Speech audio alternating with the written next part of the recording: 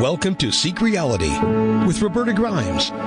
Joyous conversations about what the afterlife evidence and modern science combine to tell us is true about our one reality. You have nothing to fear. You are eternal and you are perfectly loved. Knowing the truth changes everything. Now, here's Roberta. Welcome to Seek Reality.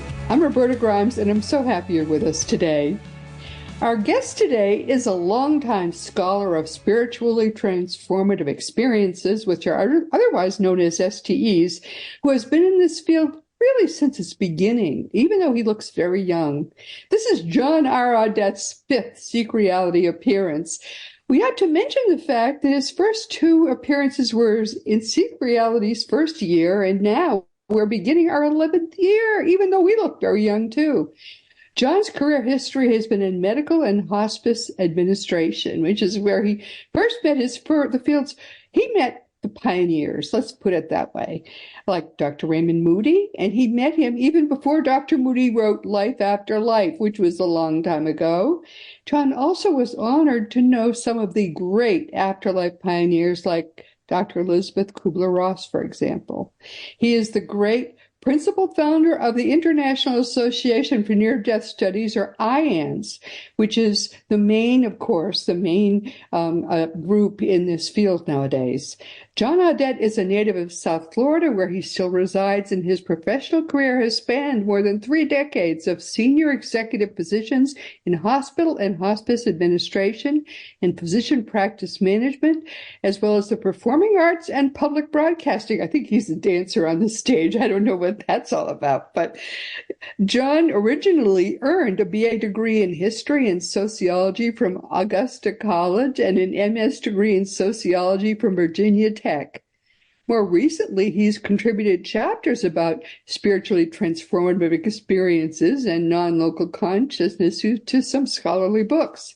He's very serious about it now, and he serves as president and CEO of Eternia, which he co-founded with Dr. Eben Alexander and the late Dr. Edgar Mitchell, who was remember the Apollo 14 astronaut who was the 6th man to walk on the moon? John R. Audette has written his own book, too, on spiritually transformative experiences and what we can learn from them. It's called Loved by the Light, True Stories of Divine Intervention and Providence. It's now available on Amazon. He is a fount of information, frankly, and he's really a delight to know. So, John, welcome. It's lovely to have you with us today. Thank you, Roberta. It's great to see you again and nice to be with you. I always love to hear more of your stories about the early days when no one knew or even, I think, suspected how prominent this field was going to be someday. I mean, way back then, I was just a researcher. I had to know what this was all about because I had my own STE when I was a child. In fact, I had 2. I had one when I was 20 as well. And I thought I was just researching this for myself. I never dreamed it was going to become, one of my major pursuits in life. And so let's talk about it. Let's talk about how it became kind of a major part of your life, too. Well, great question. And I have to say that it began in 1960 for me at the age of 8 years, just 8 years old, 3rd grade. 8 years for me too. So wow. Think about that. Yes. Well, there's a coinkydink for you. So my friend, one of my best friends at the time was Mike Waters. And we were walking home from school one day and Mike was rather depressed and not his usual cheerful self. And I asked what was wrong. And he told me it was his mom. And I was aware that his mother suffered a near fatal heart attack and had been rushed to the hospital, where she was basically clinically dead, and they revived her. And she had come home, I think, 2 or 3 weeks later, and I was going to see her that afternoon for the first time since she had been hospitalized. So I said, well, what's wrong with your mom? I thought she was all better. They released her from the hospital, so what's going on? Why are you sad? He said, well, I want my old mom back. He said, she's changed, I said, well, how has she changed? Well, you'll see. You're gonna see her. He said, she's like, all she wants to talk about now is God, heaven, Jesus and the angels. And I said, really? Yeah. She says she went to heaven and met God and Jesus and saw angels. And she just talks about how much God loves us, and I want my old mom back. My new mom is a Jesus freak. So I saw her that afternoon. At the end of the walk, we went for the proverbial milk and cookies, which was our routine. And there she was. And oh boy, he was right. I could see that. I could really see the change physically. She was all aglow. I mean, I don't see auras, but she clearly had this beautiful halo around her, like a yellowish golden halo. And she was just full of enthusiasm. I mean, she was as cheerful and enthusiastic as one gets. And so it's so good to see you, Mrs. Waters. I'm glad you're back from the hospital, and I'm glad you're feeling better. Oh, yes, honey, I'm just fine. I'm just fine. And I wouldn't be but for the grace of God. God's love brought me back to life, and here I am. And, don't you ever doubt God is real. And so are the angels, and so is heaven. And I said, well, I got to go out in the backyard and play now with Mike. He's waiting for me. So I left, but I will never forget that encounter with her.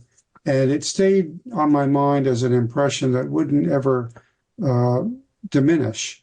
So my first quarter as a full-time student at Augusta College was 1974. I'd been discharged from the Army around that time, and I was fortunate to be elected president of the sociology club. And first meeting, I asked fellow club members if they could suggest any interesting speakers we could bring to campus. And only one person raised her hand, and that was Kathy Tabakian, who's acknowledged in Raymond's book, Life After Life, that came out in the fall of 1975. And Kathy said, my next door neighbor, Dr. Raymond Moody, would be perfect. He's very entertaining. And I said, well, what's his doctorate in? And she said, philosophy. And I said, well, what would he talk about? Plato? And she said, no, he loves Plato, and he'll talk about Plato if you want him to. But no, he's been doing this really interesting research at the Medical College of Georgia, where he's a medical student, concerning people who were clinically dead and resuscitated to come back and tell their stories. What kind of stories? Well, like leaving their body and going off to heaven and meeting Jesus and God and the angels. And of course, as soon as she said that, the memory from third grade came rushing up to the forefront of my consciousness. And I said, Kathy, I must meet this man. The Ring of Destiny. I heard it loud and clear, first time and only time in my life. And we met the next day. She took me over to meet Raymond the next day, and it was love at first sight. And Raymond was the first one. Well, he was the first one to do a lot of things, but he came up with the term near-death experience. And he loved the whole subject of historical perspectives on near-death experiences. He would talk about going back to Plato and even further. One story I learned from him was about Blaise Pascal, who is a French mathematician. In 1654, he had an STE. And I think it was about 15, 20 years after that, he wrote a book called Think.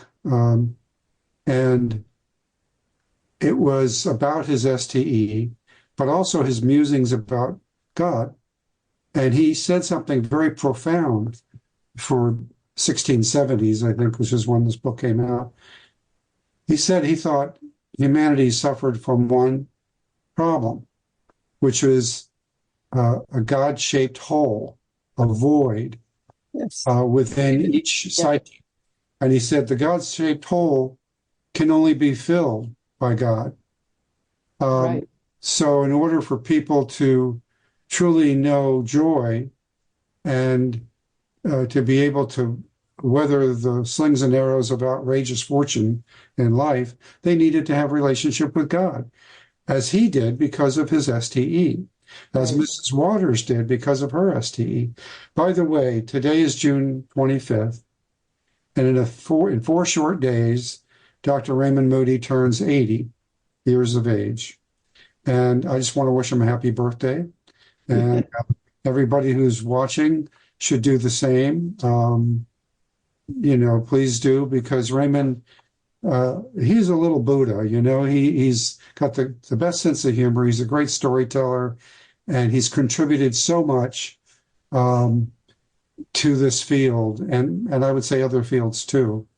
So happy birthday, Raymond, and may you live well past 100, because we need you.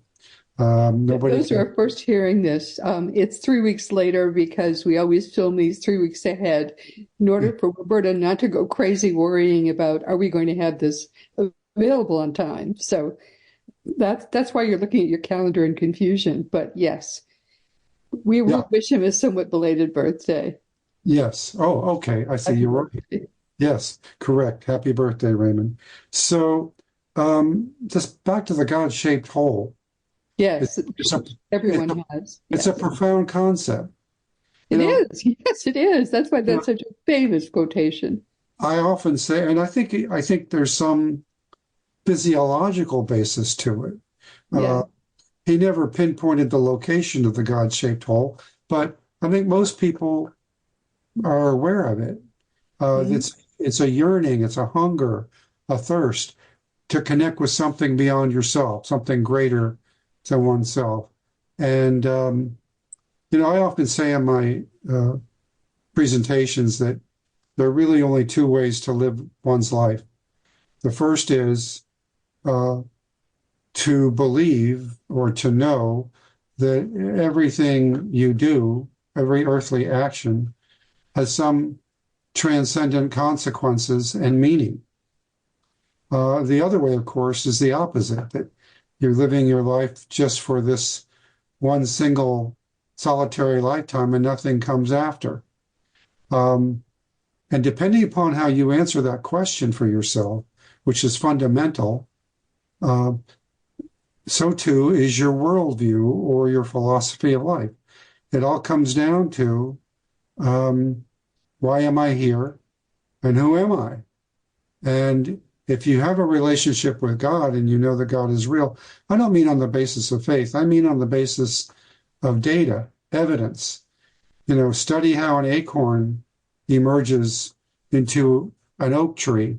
Every stem, every branch, every leaf, every root, every piece of bark comes in that little acorn. How does that happen? Galaxies emerge from stardust. The Milky Way once was particles of stardust. How does that happen? How does union of sperm and egg, the zygote, emerge into somebody like Beethoven? Every single piece of music he ever composed is in that zygote. I mean, the potential is incredible. And how does that happen? Does that happen by accident? I mean, I don't think so. But, if one looks objectively at the whole question of God, I mean, put religion aside, because I think religion has done a lot of damage to God by miscasting God. My personal belief is that God is pure, perfect love and cannot Of course it is. But the thing is that just to finish your thought, which I think was a brilliant thing for you to bring up, that God-shaped hole is one which human beings have tried to fill with religions. Yes. Which was beside the point. Religions are not God. They're human-made. They're always human-made. But that was that human effort to try to fill that hole. Yes, correct. And I'm not saying religion hasn't done some good, but I think religions across the board, for the most part, have defined God in very narrow terms. And counterproductively, they have not defined God as pure love, which is what God is. My book, Love by the Light, originally was called Affirming God, because that's the whole point of the work I've been doing, which is to provide evidence that affirms the existence of God and the existence of an afterlife, which to me is fundamental. That's the starting place. It's the basis for all social ideology. Right now, social institutions are in crisis, all of them, not just religion, but all of them. Governments, education, everything is in crisis because we've had a complete breakdown of ideology. I mean, civilizations, societies, they come together around, a shared set of beliefs, convictions, perceptions of reality. They seek reality along the lines of agreed upon interpretations and definitions, which is what Confucius was saying early on, which kind of gave rise to Buddhism. I mean, Confucius was saying, first you have to get right in your perceptions of reality, of the nature of things, so that you can get right in your knowledge, so that you can get right in your action. But it all stems from, first of all, being right in your perception, your comprehension of things. So, for me, we have only one reason to be here, and that's to love one another, which is what the great avatars, mystics, sages, and saints have said. We should love our enemies as we love ourselves, and we should do unto others as we want them to do unto us, the golden rule. It was never about the golden calf for the sages and saints. It was about the golden rule. So we're living in very troubled times, probably most troubled that I can think of throughout recorded history. I mean, I know we've had our crisis points like World War II and Civil War, and human history is written in human blood, to be sure. But when you look at all the threats that we're facing right now, people are crying for help. They're yearning for something that can fill the God-shaped hole. They're hoping to find something they can believe in, something they can trust, something that has enduring integrity. They're not looking to be sold a bill of goods anymore because they've had enough of that. Yes, that's for sure. Is it surprising how people are suddenly waking up to that? The fact it can't happen soon enough. Yes. And the thing is, we as I said before, we've got a 5-alarm fire going on here. All hands on deck, full court press to right the ship before it sinks. I mean, iceberg dead ahead.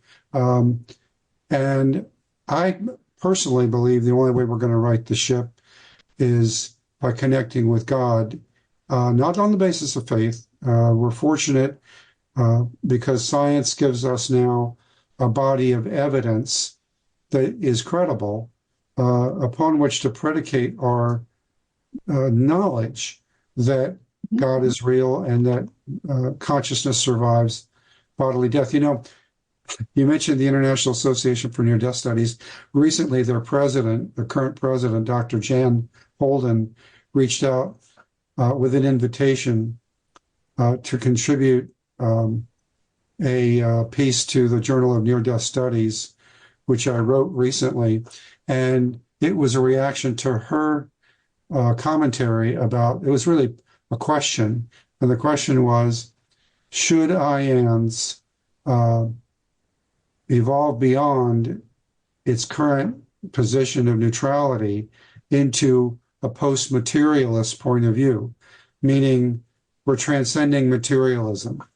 To put that in common English, what she was asking is, should IANS embrace the thesis, the hypothesis that consciousness survives bodily death?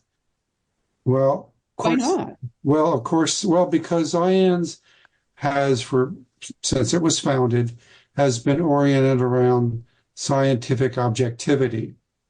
Obviously, the hypothesis, does consciousness survive death, cannot be proven using the scientific method to the complete satisfaction of science.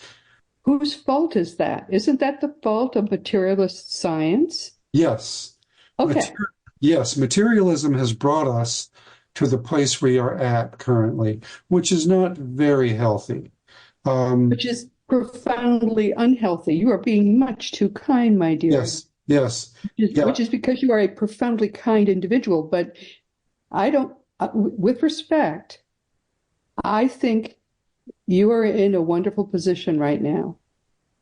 The question that they asked you is one which you have the authority to answer, and you can answer it in the strong affirmative. Yes, ions should transcend materialist science. Materialist science does not have the foresight or the brilliance or frankly the common sense to transcend but the notion of materialism makes no sense at all anymore. They cannot do it on their own, so ions should have the vision to do it now. Yes. Oh, yes, that's exactly what I said in my response. I love you. Thank you. Yes, okay. You're reading. Pardon me for saying that. I was saying this from the very beginning. I conceived ions in 1974 when I organized Raymond's first talk on NDEs at Augusta College, and it was standing room only. The Performing Arts Center was packed, and I received a download from Spirit during his talk. Don't get those too often, but with Raymond's talk came this whole vision for the association, and I conceived it based on the strong conviction that we had irrefutable, incontrovertible evidence from not just near-death experiences, but from a couple of dozen other phenomena. Of course. Consciousness exists beyond the body and is not an epiphenomenon of the brain. Nevertheless, I was trained in the scientific method. I respect science and its methodology, even though it has shortcomings. And yes, the materialist model is flawed. It is the product of flawed thinking, and it did rob social ideologies of their soul. So we really did become godless. And, but they also, godless, you are so kind, my dear. Did you say stupid? That word, did it pass your lips? They became scientific, in fact. Well, I understand where they're coming from, and I don't wish to be too harsh because I get their approach. I understand their orientation. I can be a bridge between science, let's just say, hard science, physics, and spirituality, let's just say. Is there a bridge? Is there a way to bridge that? Yeah, there is a way to bridge that. Of course there is. I mean, the problem with science in relation to STEs is that they've been dismissive. They've been reductionistic. They do not take into account the full range of phenomenology. For example, the near-death experience. Of course, you can say that some of the reported phenomenology can be attributed to temporal lobe seizure or cerebral anoxia. Of course, some of that can be posited as a valid explanation. But then there's a whole bunch of other stuff beyond that, which cannot be accounted Totally for. Agreed. It falls into the category of the unexplainable. But when you add enough of the unexplainables together across a wide range of phenomena, you come up with a very strong empirical basis to develop 7 statements, which is what I did when I formed Eternia. So in my response to Jan Holden, to Dr. Holden, I said, I never was neutral in my orientation, and I'm the founder of this organization. I kind of left it in 1985 when I realized that they were pretty much wed to that neutrality position, and they did not want to go beyond it. And they were still at that time focused only on the NDE. And I wanted to, reach out and kind of encompass all STEs. And I wanted to take the firm empirical position that we had evidential reason to conclude that materialism is a flawed, erroneous paradigm and needs to be abandoned. Because what comes with materialism? Every man for himself. I mean, it's a full worship of egocentrism. This lifetime is all you have. This is all there is, and there's nothing else. So get while the getting's good. So that's what we have in this world today. We have a get while the getting's good world, short-sighted, that can't see beyond, the day or maybe the moment, and there is no concern about what comes after. My belief has always been, and I've said this thousands of times, the purpose of life is to optimize your life review on the other side. Now, it is true that there is no judgment. God, being of light, does not judge in the life review. So being of light only loves, gives perfect, pure love. No matter how much evil, how much one did that was unloving, everybody is received the same way. But as I understand, I haven't had a voyage to the other side yet. I can only draw from the experience of thousands who have. I've read most of the books. I've interviewed hundreds. As you say, I've met a lot of the pioneers and been fortunate to be inspired by their work. So I'm like, I kind of put this cosmology together in the 7 statements, and it's logically coherent. And that's why I'm doing what I do with attorney, to try to get the 7 statements accepted as the new social ideology. Because if we don't get on the same page from which we can derive the same values, the same ethics, the same morals, not based on, faith in dogma, but based on empirically defensible observations about the true nature of reality, we don't have a hope. We're going to become victims of the Tower of Babel, 8 billion people speaking 8 billion languages. So my feeling is, with the 7 statements, that it's enough to fashion a highly advanced civilization, and we need to get on with the business of co-creating an ideal future for Earth and all its inhabitants while we still have time. We're running out of time from what I can see. So the life review, back to that for a moment, the being of light just looks on with love. Now, when you encounter this love, everybody who comes back says, they all say the same thing. They have no words. It's ineffable, their experience. The love is indescribable. They don't have the vocabulary for it. They know one thing. They want to stay there. They don't want to leave it. That to them is perfection, euphoria, bliss, nirvana, heaven, whatever word one wants to use.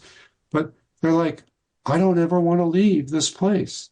However, unless you're pure, perfect love, such as the being of light is, such as God is, such as Jesus is, you can't stay there because you don't match the signature vibration or frequency.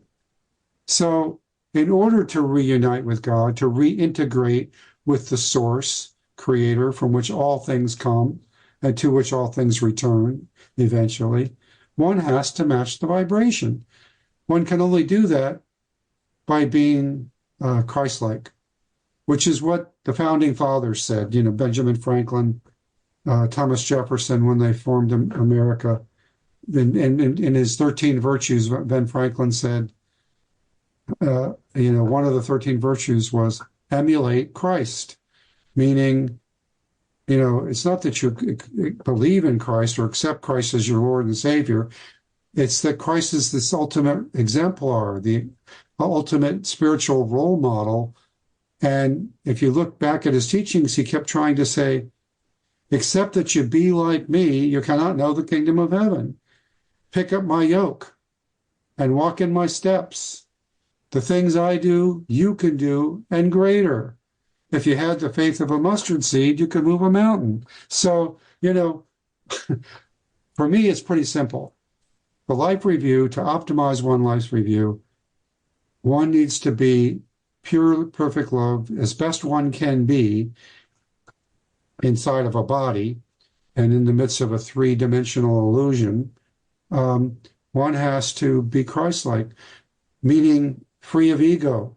If there's a Satan, it's ego, because ego says, me, me, me, and to thee and to thee and to thee, but never to me.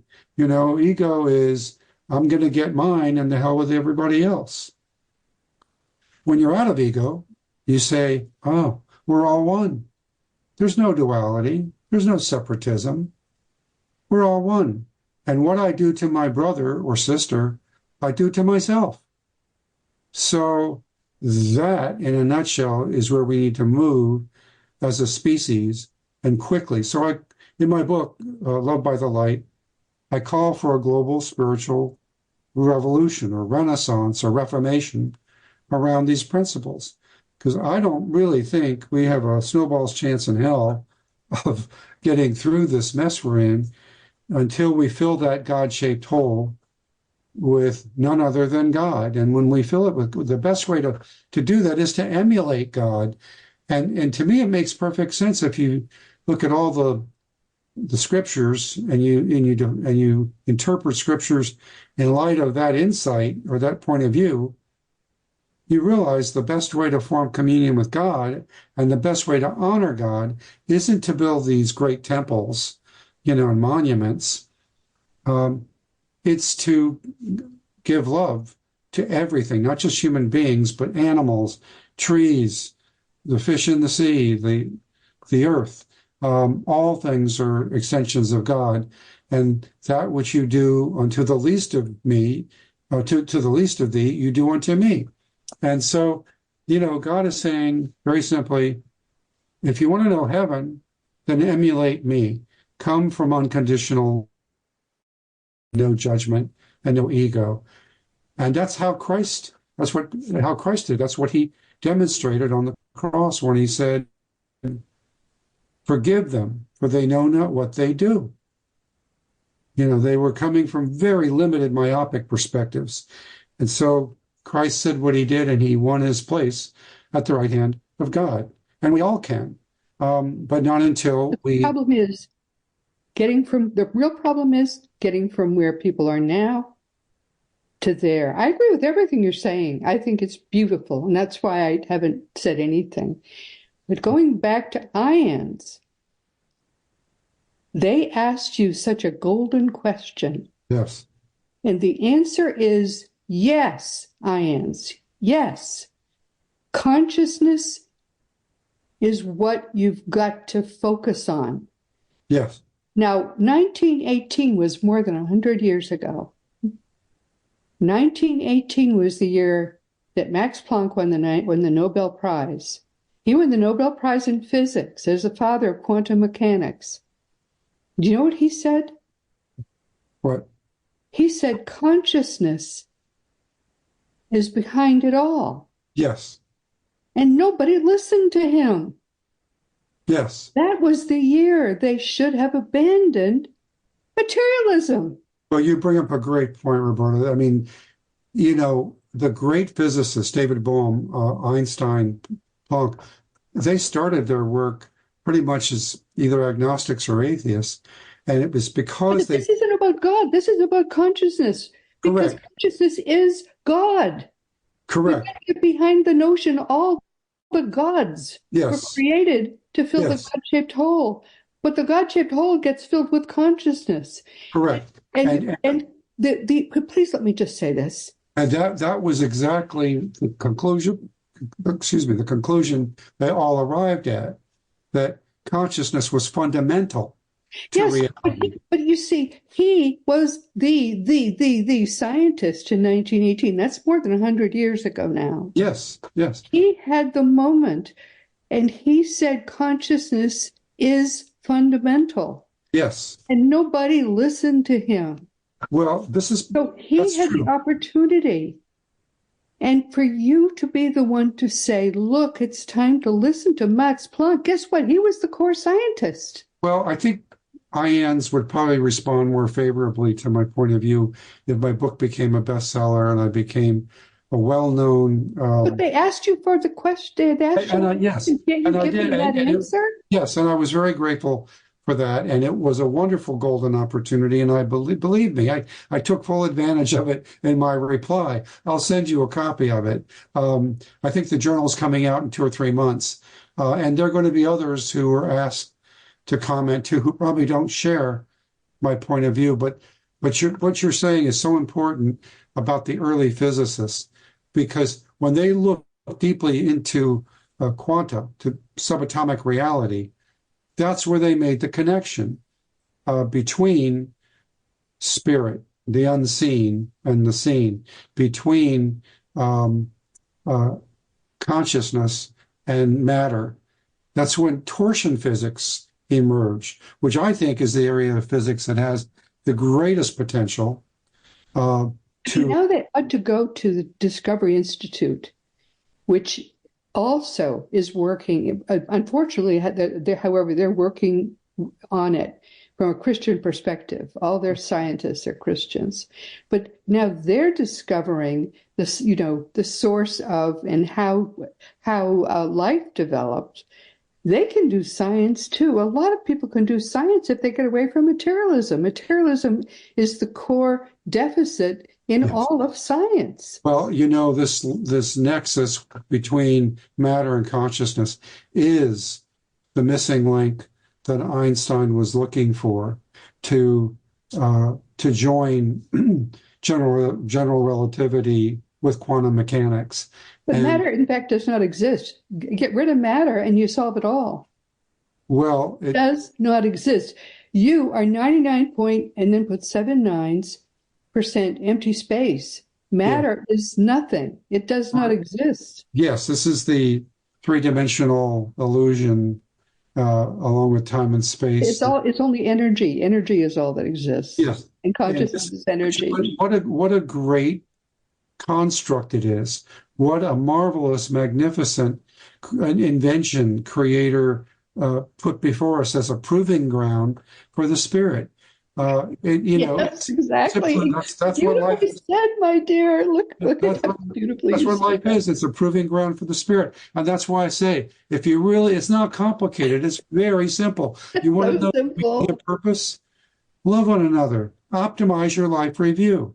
Raise your God quotient to 100%, as Jesus did. Emulate Jesus, like Ben Franklin advised. That's all there is to it. My book elaborates on all of this. And, you know, I started all of this as a young child because I was always very sensitive to human suffering and pain, and the suffering of anything, including animals. And I said, there's got to be a better way. This is unnecessary. So my prayers always revolved around, show me a way to address this, because I know we can do better. We can do a lot better as a species if we get the flawed thinking out of the picture. Get the flawed thinking out of the picture, because so many people are off on those tangents. Yes. They are distracted by so many shiny objects that are just not even real. Thank you. The golden calf is the shiny object, and yes, need to get beyond it. You know, John Lennon wrote a song where one of the lyrics in the song, I think it's the Ballad of John and Yoko. He said, last night the wife said, oh boy, when you're dead, you don't take nothing with you but your soul. Think, you know, which is the name of Pascal's book, Think, exclamation point, think. So, I mean, hospice was the dying patient. They were great teachers, as Kubler-Ross often pointed out. I was so fortunate to know her and to have her as an early mentor, because she saw it all. She knew it. She didn't equivocate. She was one who stood on the stage and said, of course there's life after death. We have an erroneous perception of death. If we really knew what it was, we wouldn't fear it, and we would live our lives much differently.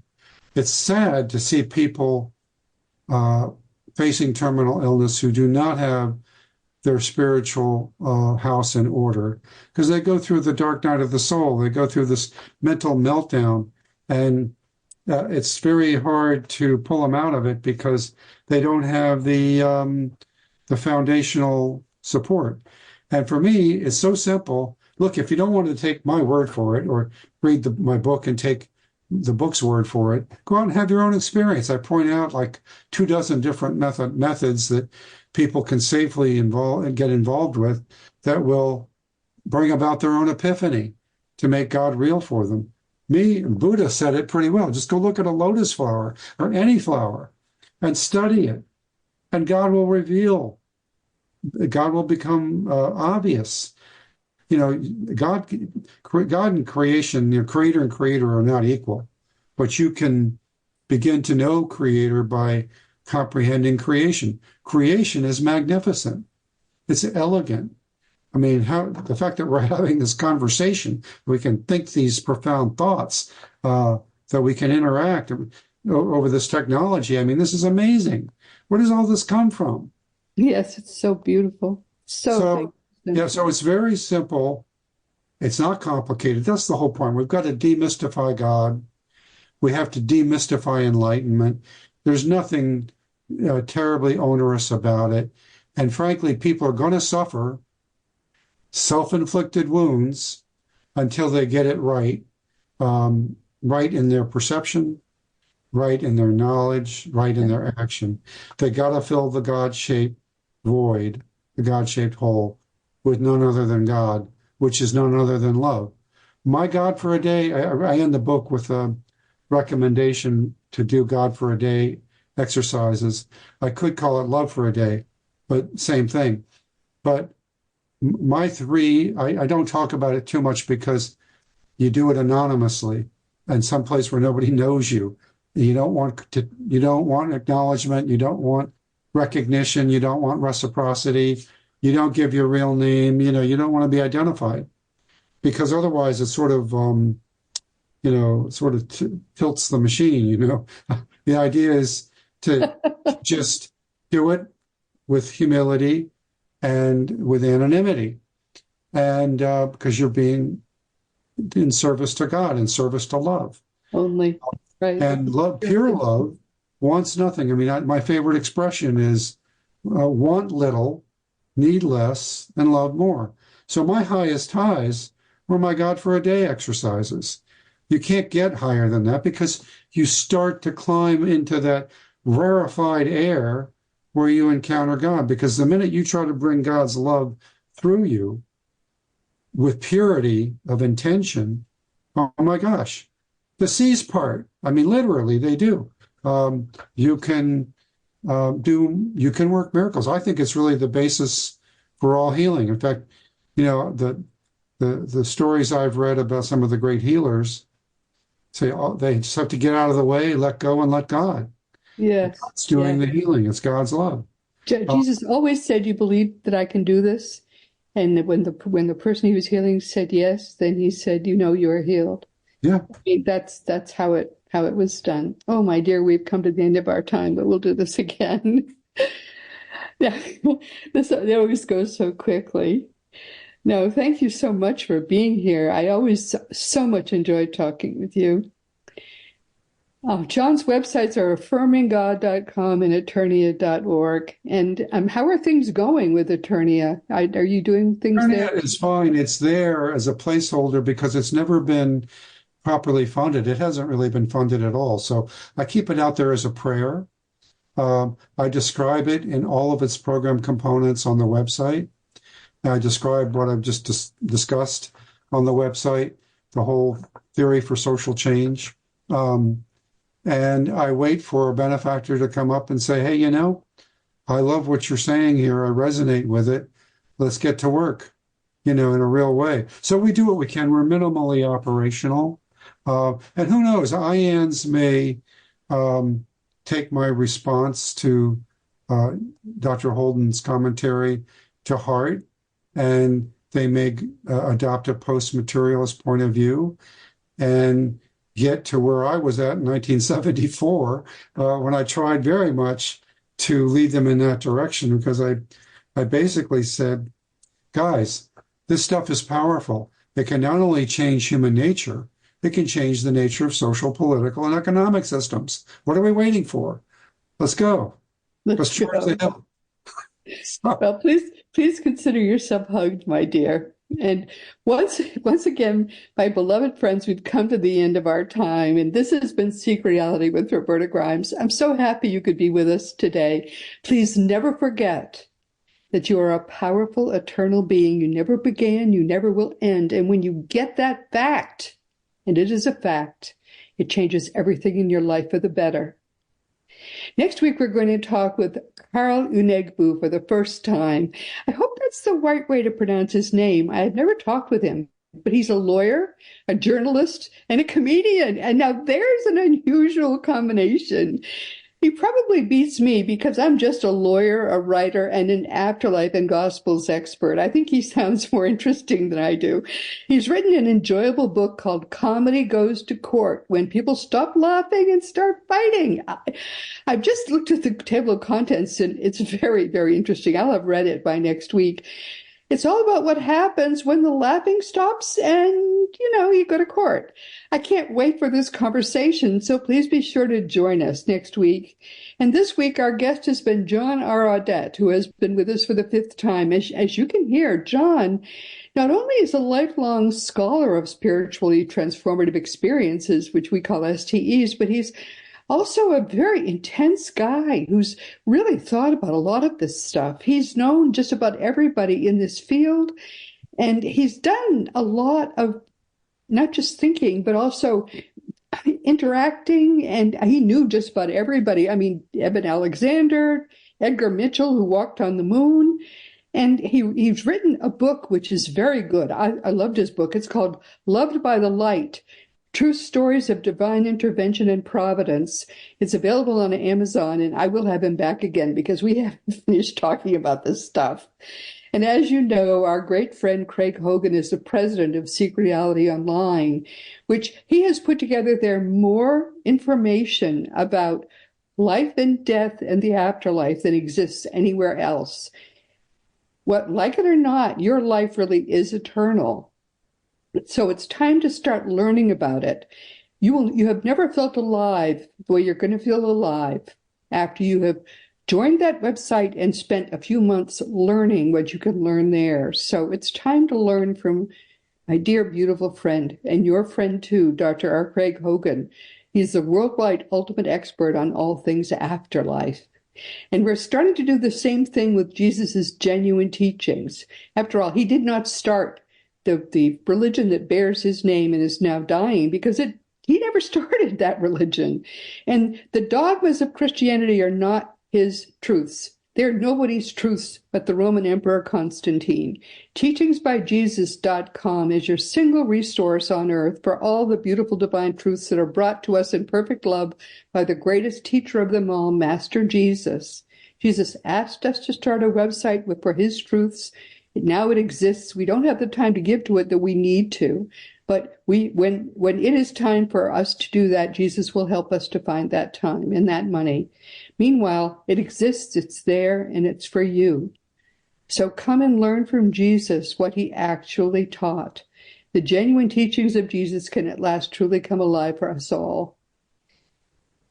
And that's about all the time we have. So if you want to talk about any of my books, or if you want to talk about anything at all, you can always contact me through the green contact block on robertagrimes.com. I answer every email, but I need your correct email address. That's the one problem that sometimes happens. I write a long email and then it bounces. So don't make me sad. Make sure I have your correct email address. And all of the more than 550 past episodes of Seek Reality are available wherever audio podcasts can be found. You can see the new video episodes each week on Roku, Fire Stick, YouTube, and elsewhere. And meanwhile, this has been Seek Reality with Roberta Grimes. Please enjoy and make the most of this coming week in our one reality, always knowing that you are a powerful, eternal being. And most of all, in this entire universe, you are infinitely, eternally, and perfectly loved. You've been listening to Seek Reality with Roberta Grimes.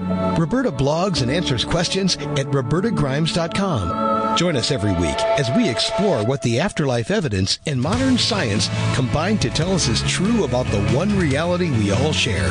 Knowing the truth changes everything.